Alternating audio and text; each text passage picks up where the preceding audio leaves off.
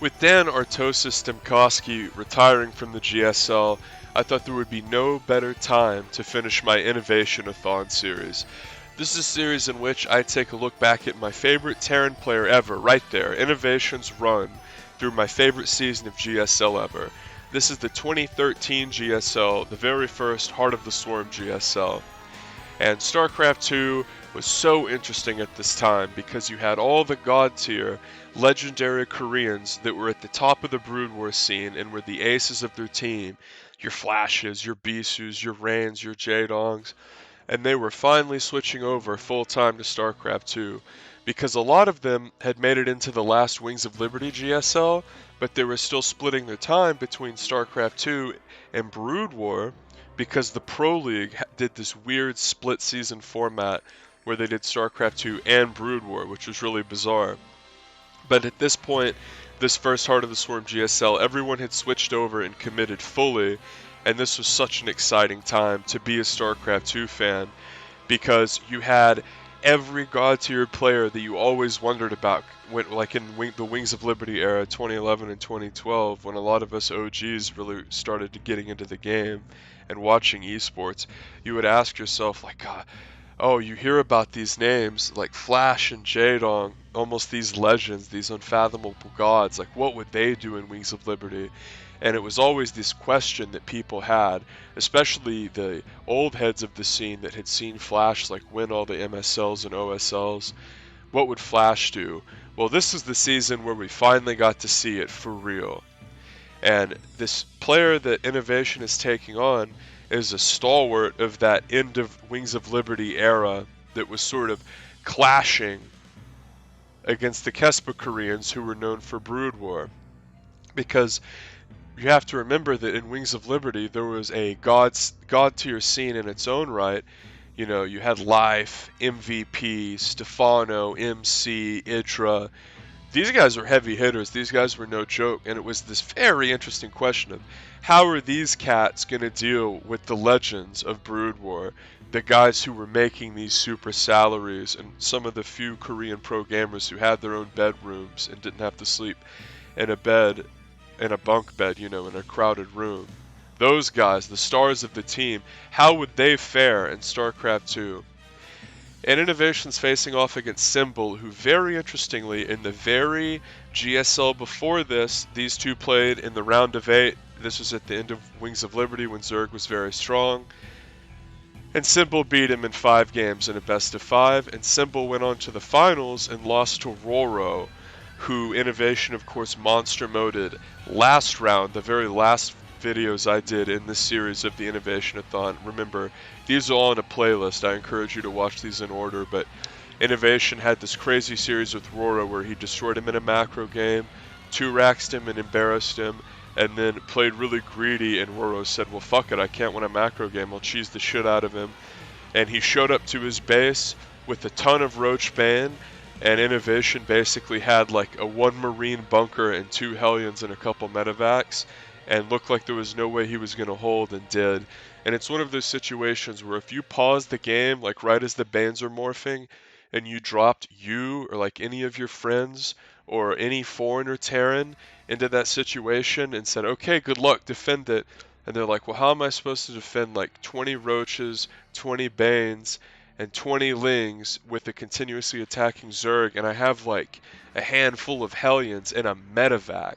And it looks impossible to defend, but these legends of the game, the Gosus of Terrans, your Marus and your Innovations could have these seemingly unwinnable situations sprung upon them in a complete surprise split-second way and still be able to hold. And that's one of the most beautiful things about StarCraft, is a god-tier Terran player really showing off his crisis management. And out of all the great things that Innovation did this season, all the perfect macro, all the crazy parade pushes, all the infallible macro cycles, never missing a fucking depot, always crushing his opponent in the most honorable and intelligent and really replicable way if you're a good player as far as not relying on tricks or gimmicks. I think the thing that I like most about this season is his crisis management. Because for all of us who have played StarCraft, there's that moment, whether it be on the ladder and it's a re-game of someone you just played, or you're playing private matches or like a grudge match or a best of 5 series with your buddy. There's a point when you're playing StarCraft and you realize like this guy is like miles better than me and I am never going to win in a macro game, and maybe the maps in the meta make it very difficult, and maybe they don't, but when you're looking at a lot of disadvantages, a lot of players, even Zerg players, will say, well, fuck it, I'm just going to cheese. And that's what Roro did in that last game that I again encourage you to check out after this video. I'm going to be hammering out a lot of these videos and releasing them in rapid succession to wrap up this series. I know a lot of you guys subbed to this channel for StarCraft 2, and if you did that, go ahead and leave a like. Drop me a favorite as well, share this video with your friends, sub and bell notification, all that bullshit. But Innovation was a complete Gosu, and whenever he would hold off these cheeses, it was like my favorite thing that he did in this season, because it just showed that, like, man, even when people cheese him and he plays really greedy, it's like he can do these crazy holds without any units, seemingly. It's like, how does someone hold a huge all-in like that, and all you have is Hellions? And Innovation did it, and did it consistently. And it made him look truly infallible, as we see a little bit of a droopy drop occurring here. Remember, in this era, the Hellbat and the Widowmine are way more powerful. You don't have to get a silly Drilling Claw upgrade for them to remain invisible. The other guy just had to get detection, lol. Mine drop occurring, layer just started, that's terrible for our player Symbol here. And Innovation, dropping more mines, one in each mineral line, completely shutting down mining. And this is smart because he saw that layer timing and said he's not going to have mobile detection anytime soon. And Innovation has just masterfully shut down mining at all 3 bases.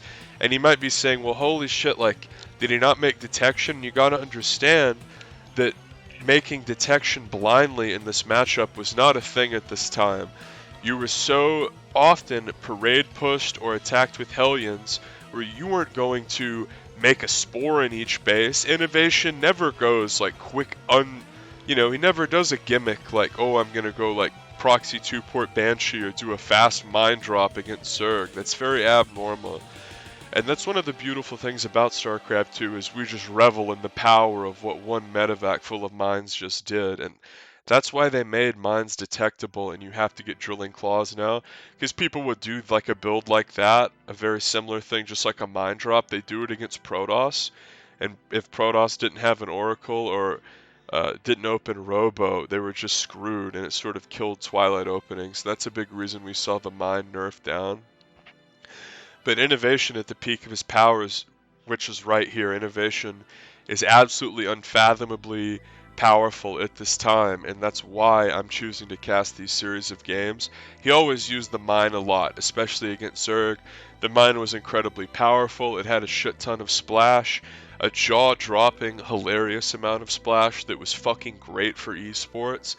A lot of people, Zerg players especially, sort of complained about how unforgiving the splash was, and the meme was sort of like, oh, well, if you take one bad hit, then you're screwed. Like, the onus was on the Zerg to such an extent to trade cost efficiently. Lingbane Muta into Bio Mine was the standard meta at this time, and in my opinion, the most fun and skillful meta in StarCraft 2 history.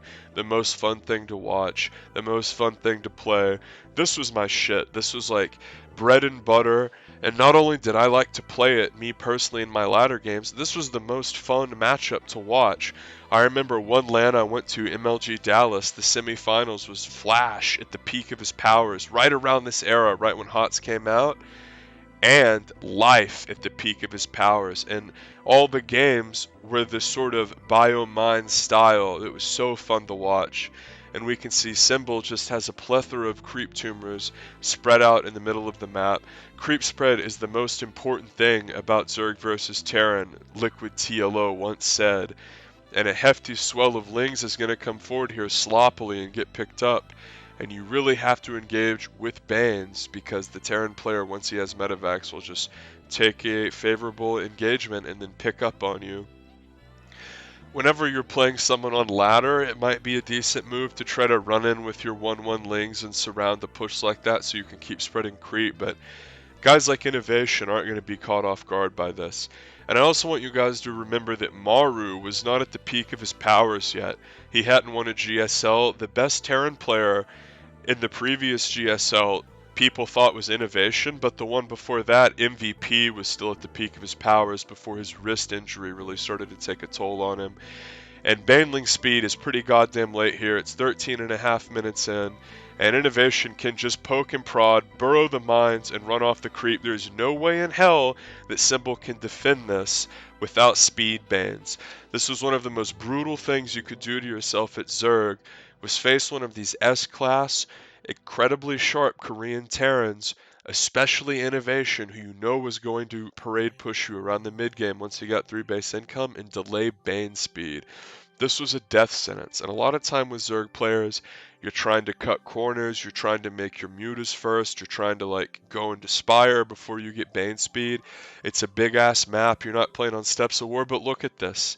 Like, when Innovation walks up to your creep at 15 minutes in the game and sees you don't have Bane speed, you know what he thinks in his head? LOL, I'm going to win every single damn engagement until your Bane speed finishes. Even on creep, I can't lose. Even a mid-masters foreigner player would be able to micro this heavy damage bio with mine in such a way on the corner of creep where he wouldn't lose to slow banelings. They're that bad. But this is a very wide open map that's somewhat reminiscent of Whirlwind. And these maps favor the Zerg player. The Zerg player benefits from the long rush distance and the Terran army to have to run way out on the map to pressure the Zerg, kill some creep spread, and then okay, the Zerg can knife him with mutas and try to get something done. But as Symbol tries to tech into Hive, he doesn't have that many mutas. He's going way more heavy on Ling Bane, and the mines are crazy in this era, so let's see the hits. Innovation retreating to the corner of the creep. This is sort of the bread and butter TVZ maneuvers that you want to try to replicate, as you punch out the creep spread and then you fight at the corner of it. Innovation sieging his tanks, burrowing his mines. I know the quality is not that great, but there's nothing I can do to improve upon a source recording, as the frequent viewers of the Venomous Classic series know. And Ultras were pretty good at this time.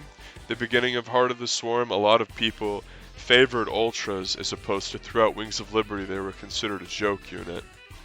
But Symbol trying to go into Infestors, and remember, Infestors were nerfed whenever Heart of the Swarm came out. The meta at the end of Wings of Liberty was to get a shitload of Infestors, but they made the Fungal a projectile and got rid of the bonus damage to Armored, and it made the Infestor way worse and way less punishing.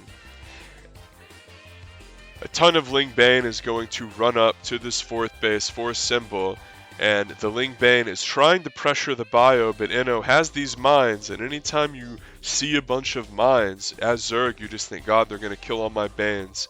And Innovation has so many medevacs where he's just not really taking very much damage, and there finally he looked away for a second and took a little bit, but we can see Symbol saying, enough is enough, I'm going to try to kill these mines, but if you do it sloppy, look at that! Look how much blood's on the map. He killed pretty much all of his Lings. And Innovation says, okay, you took that one bad trade, I'm going to throw in my reserves. And he's going to attack and aggress his Innovation. Does gargle the Fungal there, and he doesn't want to get his medevacs chain fungled, but with the Ignite Afterburners, it's not going to really be an issue. Not many mutas left either. And the Zerg player is trying to go into the Greater Spire, as it's very difficult to fight Biomine at this time with Mutiling Bane, as they tech up into 3-3. And he's trying to get Broodlords, but Innovation's constantly pressuring him. And if we look at the minimap, Innovation's trying to expand again. And it's just a very tense situation for Symbol. And remember, Innovation defeated Roro last round, who won the GSL finals against Symbol. And Symbol just barely beat Innovation in the round of 8 of that very GSL, the GSL before this. So this is a revenge game for Inno. And one of the things that makes it so hard for Symbol is that Innovation is staggering his army. He's not moving everything up at once. He's keeping some of his forces back. So when the Zerg player runs in with Banes like that and blows his whole load, Innovation can say, okay, here's even more army, LOL. He's also mixing in a ton of Marauders, making Banelings far less effective, and he's using a plethora of mines. And he's using a plethora of mines in his retreat path so he can pressure, retreat. Zerg sees the mines, he has to back away. And yeah, it's great. Symbol queefed out a couple of Broodlords, but he's been so severely harassed, and Innovation's been blistering him so thoroughly all game to the point where, okay, he's going Broodlord Infestor. Okay, well, how many of each of those units does he have? Oh, he has 4 Infestors and 2 Broodlords. Well, that's not going to cut it, as you see 1 Infestor and 3 Broodlords there on the unit tab. You really need at least 5 Broodlords and like 6 Infestors to use that comp, and ideally you want more. If you have less than that, they can just stim under you and run. And Corruptors were just as horrific in Heart of the Swarm as they are in Legacy of the Void. One of the worst units in StarCraft 2 history, the Corruptor. And they couldn't even caustic spittle in this era. They were utterly worthless. So a lot of times when people would face off against Biomine, the only way they could combat it was Mutiling Baneling. Remember, the Ravager didn't exist at this time, and the Lurker was not really a thing either. So Mutiling Baneling all the way through, and it made this era way more interesting and fun to watch. Innovation forking south side, and after he does that, he's going to hammer in from the north, and a small contingency is going to be fungal, but as you see there, the Broodlords couldn't even kill the Marines, and there wasn't enough fungal growth there to chain it. So Innovation attacks for about 10 straight minutes, constantly picking its symbol the entire time, showcasing perfect macro at home. As we see, he is a plethora of expansions, a never-ending stream of blue pouring across the map, and Innovation takes a solid Game 1 victory there. You're going to want to subscribe because these vids are going to come out hot and heavy. You don't want to miss them. Innovation's a god.